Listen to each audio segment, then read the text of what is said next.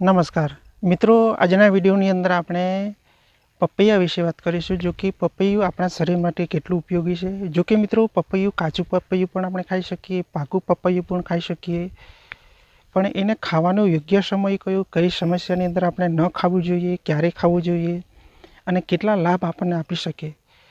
તો આ વિડીયો તમે અંત સુધી જોઈ લેજો, જેથી કરીને તમને કોઈ પણ પ્રકારની મૂંઝવણ હોય તો તમે જરૂરથી કમેન્ટ પણ કરજો મિત્રો.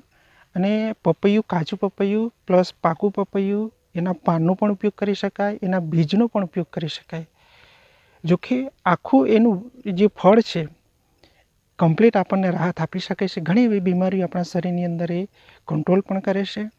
જો કે શરૂઆત કરીએ, અને શરૂઆત કરતાં પહેલાં મિત્રો, તમે જો ચેનલ પર પહેલી વખત તો તમને જો આવી જ આયુર્વેદિક ઔષધિઓ વનસ્પતિઓ વિશે માહિતી મેળવવાની ઈચ્છા હોય, આયુર્વેદ સાથે જોડાવાની ઈચ્છા હોય તો આ ચેનલને જરૂરથી સબસ્ક્રાઈબ કરી દેજો. અને વિડીયો પસંદ આવે તો એક લાઈક પણ જરૂરથી કરી દેજો. તો હવે શરૂઆત કરીએ કે જે પપૈયાના પાન છે એ કઈ રીતના આપણે ઉપયોગ કરી શકીએ, કઈ કઈ બીમારીઓની અંદર એનો ઉપયોગ આપણે કરી શકીએ.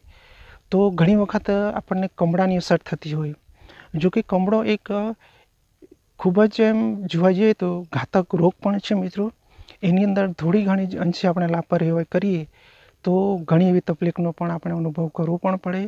અને એ તો તમને ખબર જ હશે, તમારા મિત્ર વર્તુળની અંદર એ તો આપણે ઘણા વખત એનો અનુભવ પણ કરી ચૂક્યા હશે. જે લોકોને કમળાની અસર થાય તો કેટલી તકલીફ એમણે થતી હોય છે. તો એવા સંજોગોની અંદર જો મિત્રો કોઈને પણ કમળાની અસર થાય તો એવા સંજોગોની અંદર તમે પપૈયાના પાન લેવાના અને એનો જે રસ નીકળે એ તમારે પી શકો તો કમળો કમ્પ્લીટ ધીરે ધીરે કરીને આપણા શરીરમાંથી નીકળી જાય છે મિત્રો. તો ઘણી એવી બીમારીઓની અંદર આ જે પાન છે એ પણ ઉપયોગી થાય છે, પણ ખાસ કરીને કમળાની અંદર એ 100% કામ કરે છે. અને ત્યારબાદ હવે જોઈએ કે આપણે કાચું પપૈયું ખાઈએ તો કેટલા લાભ આપણને મળી શકે. જો કે એક રીતના જોવા જઈએ તો મિત્રો, પાકું પપૈયું અને કાચું પપૈયું આપણા શરીરની અંદર ઘણી એવી બીમારીઓની અંદર રાહત આપી શકે છે. જો મિત્રો, પહેલા નંબરે આવે છે આપણું વજન પણ ઓછું કરે છે, હાઈ બીપીની જે તકલીફ હોય એ પણ કંટ્રોલ કરે છે, અને આપણા શરીરની અંદર જે ધમનીઓ હોય છે એ પણ રેગ્યુલર કરે છે, અને કોલેસ્ટ્રોલ, બેડ કોલેસ્ટ્રોલ એટલે ખરાબ કોલેસ્ટ્રોલ હોય એને પણ દૂર કરે છે કાચું પપૈયું અને પાકું પપૈયું. એની સાથે આપણે ઘણી વખત આપણી જે ચામડી હોય એ પણ એની અંદર ગ્લો થાય છે મિત્રો. અને ઘણી વખત એવું થતું હોય છે કે આપણે જે ભોજન લઈએ એ બરાબર પચતું ના હોય તો ભોજન પચવામાં પણ એ ખૂબ રાહત કરે છે મિત્રો. અને ખાસ કરીને આપણું બ્લડ શુગરની જે તકલીફ હોય એની અંદર પણ રાહત કરે. જો કે ઘણી એવી બીમારીઓની અંદર અસ્થમાની બીમારી હોય, શ્વાસ લેવામાં તકલીફ થતી હોય, એની અંદર પણ આ પપૈયું ખૂબ રાહત કરે છે મિત્રો. પણ એનું યોગ્ય અને કઈ રીતના એનો આપણે ઉપયોગ કરી શકીએ તો ખૂબ વધારે પ્રમાણમાં એનો આપણે ઉપયોગ ના કરી શકીએ. તમે 3 થી 4 કટકા એને તમે અવશ્ય ખાઈ શકો. જો વધારે પ્રમાણમાં આપણે ખાઈએ તો આપણા પેટની અંદર ગેસ પણ બની શકે, એનો પણ આપણે થોડો ખ્યાલ હોવો ખૂબ જરૂરી છે મિત્રો. અને ખાસ કરીને કયા સમયે અને કયા વ્યક્તિએ એનો ઉપયોગ ના કરવો જોઈએ તો ઘણી વખત બહેનોની અંદર, મહિલાઓની અંદર જ્યારે ગર્ભાવસ્થાની સમસ્યા હોય તો એવા સંજોગોની અંદર પપૈયાનો બિલકુલ પણ ઉપયોગ ના કરવો જોઈએ. જો કે એની તાસીર ગરમ છે મિત્રો, થોડી તાસીર ગરમ છે, એટલે બને તો એવા સંજોગોની અંદર બિલકુલ પણ આપણે પપૈયાનો ઉપયોગ ના કરવો જોઈએ, જેથી કરીને બીજી કોઈ પ્રોબ્લેમ આપણા શરીરની અંદર આવી ન શકે. અને પેશાબ સંબંધી જો તકલીફ હોય, તમને વારંવાર પેશાબ જવાનું થતું હોય, પેશાબની અંદર બળતરા થતા હોય, પેશાબ પીળો આવતો હોય, તો એવા સંજોગોની અંદર પણ પપૈયું તમે ખાઈ શકો તો પેશાબ પણ એકદમ ક્લીન થઈ જશે. અને વારે ઘડીએ જો પેશાબ જવાનું થતું હોય તો એની અંદર પણ તમને ખૂબ રાહતનો અનુભવ થઈ શકશે. અને વજન ઓછું કરવામાં પણ ખૂબ રાહત કરે છે પાકું પપૈયું અને કાચું પપૈયું, બરાબર. તો હવે આપણે જોઈએ કે એ જે બીજ છે એનો આપણે કઈ રીતનો ઉપયોગ કરી શકીએ. તો બીજ પણ ઘણા ઉપયોગી થાય છે મિત્રો. તો એ બીજ તમારે પાકા પપૈયાના બીજ લઈ લેવાના, એને સૂકવી દો અને એનું પાવડર બનાવીને તમે એક ડબ્બીની અંદર પણ રાખી શકો. જો મિત્રો તમારે તમારું વજન જો ઓછું કરવું હોય, ચરબી જો શરીરમાંથી ઓછી કરવી હોય તો તમે પપૈયાના બીજનું ચૂર્ણ તમે અઠવાડિયાની અંદર 1 દિવસ અથવા તો અઠવાડિયાની અંદર 2 દિવસ તમે એનો અવશ્ય ઉપયોગ કરી શકો. અડધી ચમચી જેટલો એ પપૈયાનું ચૂર્ણ લેવાનું, એ પાણીની અંદર મિક્સ કરી દો. 1 કપ પાણીની અંદર ત્યારબાદ તમે ભૂખ્યા પેટે એને સવારે અથવા સાંજે પણ લઈ શકો. તો 100% તમારી જે વજન છે એ પણ કંટ્રોલ થઈ જશે. શરીરની અંદર જે ઝેરી ટોક્સિન છે એ પણ ક્લીન થઈ જશે. જો ઘણી વખત આપણે સાંધાઓ હાથ પગનો દુખાવો થતો હોય, નસોની અંદર દુખાવો થતો હોય, તો એની અંદર પણ ખૂબ રાહત કરે છે. જો કે આપણા આખા શરીરને નાની મોટી બીમારીઓની અંદર ખૂબ રાહત આપી શકે છે. તો પપૈયું અવશ્ય પણ ઉપયોગ કરવો જોઈએ. પણ ખાસ કરીને પહેલાં જે વાત કરીએ એ રીતના આપણે જો મહિલાઓને ગર્ભ સમસ્યા થતી હોય એવા વખતે આપણે બિલકુલ પણ ઉપયોગ ના કરવો જોઈએ.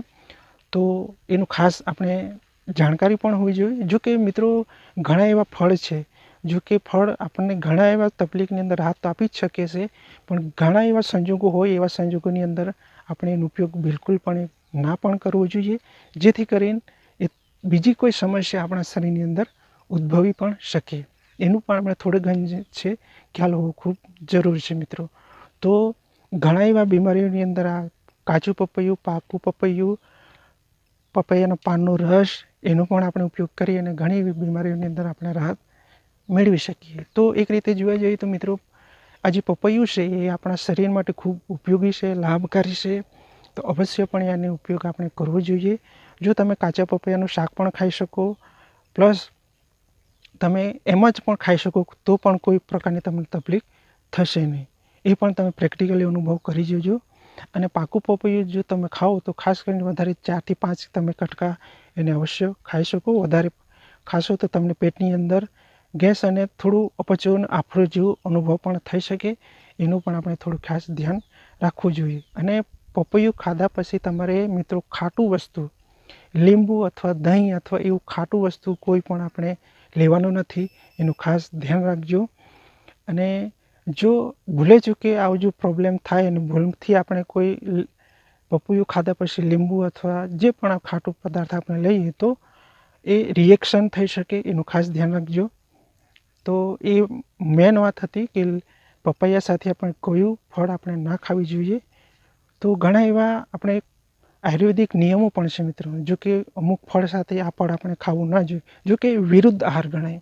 જો વિરુદ્ધ આહાર કરીએ તો આપણા શરીરની અંદર તરત અંશે આપણને ના ખબર પડે, પણ સમય જતાં એ શરીરની અંદર ધીરે ધીરે આખા શરીરની અંદર, બોડીની અંદર, લોહીની અંદર એ જે પ્રોટીન, વિટામિન એ જમા થતા હોય ને એની સાથે રિએક્શન આવી શકે. તો એનું પણ આપણે થોડું ઘણે ખ્યાલ હોવો ખૂબ જરૂરી છે મિત્રો. તો આજના વિડીયોની અંદર એ જ હતું કે આપણે પપૈયું ખાવાથી આપણે કયા કયા લાભ મળી શકે. જો મિત્રો એક તો આપણું વજન ઘટે, બેડ કોલેસ્ટ્રોલ એ ઘટે, બરાબર, શરદી ખાંસી એ પણ તકલીફ દૂર થાય, શ્વાસ ચડતો હોય, શ્વાસ લેવામાં તકલીફ થતી હોય, હાઈ બીપીની તકલીફ હોય એની અંદર પણ રાહત કરી શકે છે.